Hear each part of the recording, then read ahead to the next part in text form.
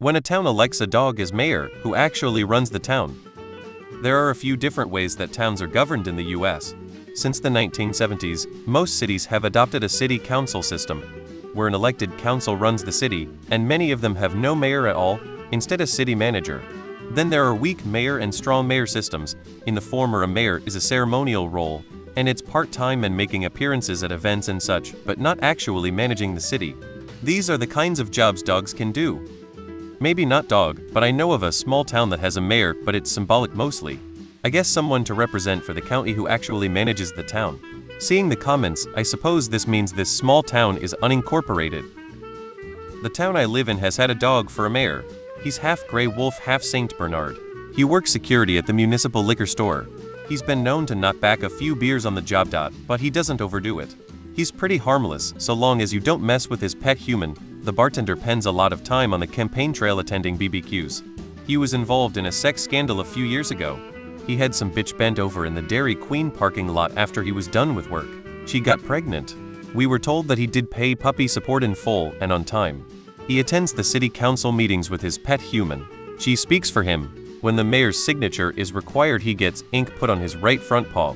Due in honesty, our town mayor is the bartender who dog wanders around town collecting treats. The general answer is that they are figureheads, usually of unincorporated towns or towns where the mayor's role is ceremonial and voting. Here is a complete list.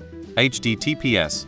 Same people that do when you elect a human: the city clerk, the city council, and superintendents. All the small towns I've lived, the mayor's job was to sign complaints and break ties in the council meetings. So if you get an odd number of council members and have the clerk sign state complaints and responses, it's easy to not hinder yourself for a publicity stunt that usually draws in several tourists. Bigger town mayors may have more responsibilities, but in a small city, it's easily manageable by amending the city laws to not require them sign off on stuff. Typically, the towns that do this are ones where the mayor has limited power or is just a ceremonial role. A lot of towns use council manager systems where the mayor is just another member of the city council, and the council picks a town manager who actually does the executive functions. Usually these are very small towns that run themselves, and the actual governments have very little they have to do on a daily or even monthly basis. In this case, electing a dog is fine because there aren't any decisions to make in the first place. Same as when they elect a human mayor, usually the secretary or deputy mayor. In our area, it was council that runs everything. It's a First Nation or Indian Reserve. Federal government said we must have a chief, which locally is useless anyway. So we nominated a local stray everyone feeds, and he's been our chief now for 2 terms. Re-election in December though. In the US, communities are administered in a few distinct ways. Since the 1970s, the majority of cities have embraced the system of city councils, in which an elected council governs the city. Many of these communities have a city manager in place of a mayor. There are 2 types of mayor systems: weak mayor and strong mayor. In the former, the mayor serves only as a ceremonial figure, working part-time and appearing at events, but not really running the city. Dogs are capable of performing these tasks.